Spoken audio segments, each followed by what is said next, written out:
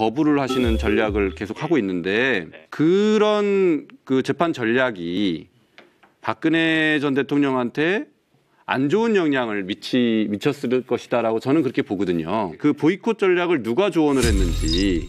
누가 특별히 조언을 했다기보다 대통령 당신께서 어차피 생각하고 계셨던 거였고요. 사실 대통령께서는 이미 재판 보이콧할 때 뭐 형량이 얼마가 되든 그런 건 이미 신경 쓰지 않겠다고 말씀을 하신 거거든요. 저도 변호사 되기 이전까지는 뭐 조사 재판 이런 거 보이콧해서는 안 된다는 입장이었습니다. 그런데 이번 사태를 겪어보니까 이렇게 부당하고 무례한 행태에 대해서는 사실 거부할 수밖에 없다라고 생각을 하거든요. 대통령께서도 사실 조용히 그냥 혼자 이 폭력 투쟁을 하신 거라고 생각을 합니다. 뭐 어찌 보면 그 만델라가 30년 가까이 조용하게 견딘 거하고 비슷한 게 아닌가 하는 생각도 들고요.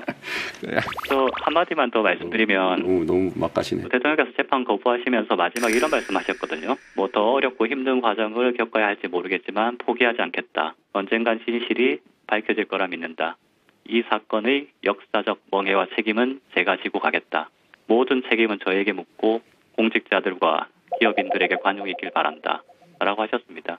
사실 저는 이걸로 하시고 싶은 말씀 다 하신 거라고 봅니다.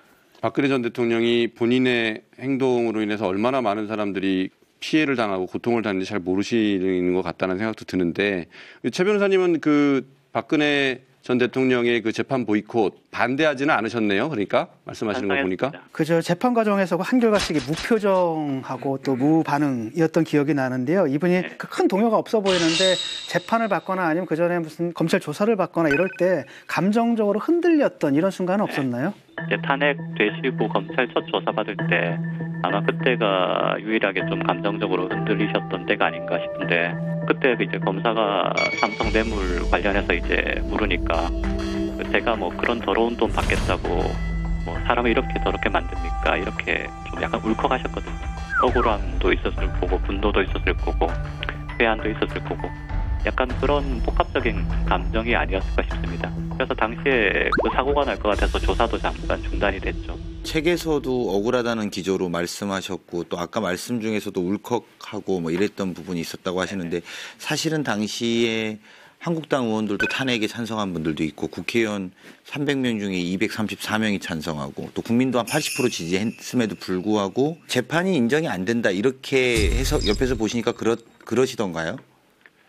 뭐 재판이 인정이 안 된다보단 실제로 실언도 받은 게 없으니까 당연히 억울하실 수밖에 없지 않겠습니까? 저는 지금 다시 봐도 좀 이상합니다.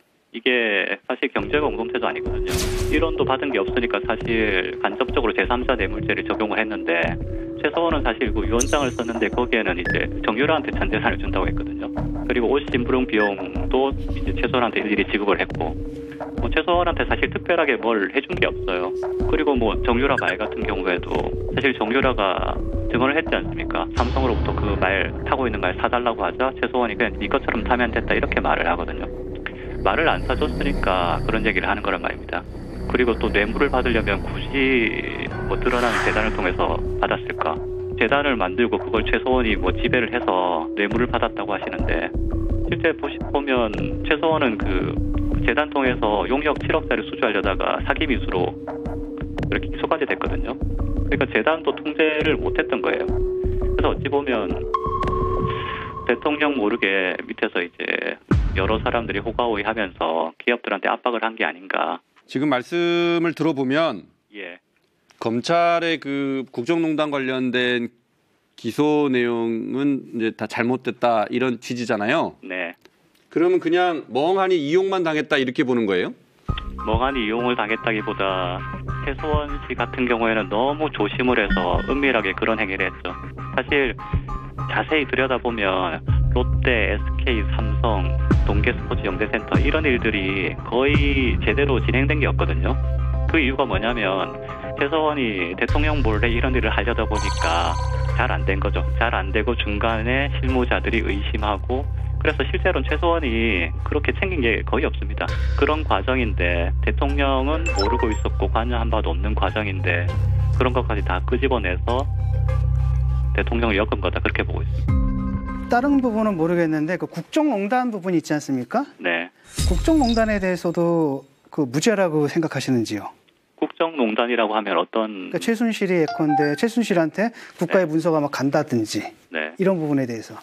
근데 그 문서가 간 건 일부 사실인 것 같은데 그거에 대해서도 사실 정호성 비서관이 얘기를 했거든요. 예, 한두 건 뭐 문구 수정을 위해서 보냈다가 나중에는 이제 정호성 비서관이 임의로 그냥 보낸 게 많다라고 얘기를 했고 실제 그게 사실 국정농단이라고 하면 이번에 이낙연 총리 같은 경우에도 민간 대필 작가를 아예 그냥 청와대에 들여가지고 작성을 했지 않습니까? 연설문을. 사실 그게 더 국정농단 아닌가요?